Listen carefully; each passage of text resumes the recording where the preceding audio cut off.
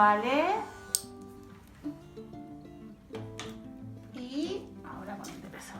Soplamos. Muy bien. Sopla otra vez.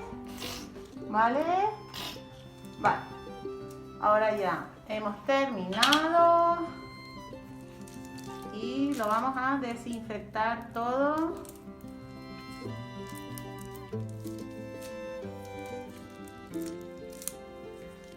Aquí quitamos el palito. Lo metemos ahí. Y lo dejamos 15 minutos. Y los plásticos los tiramos.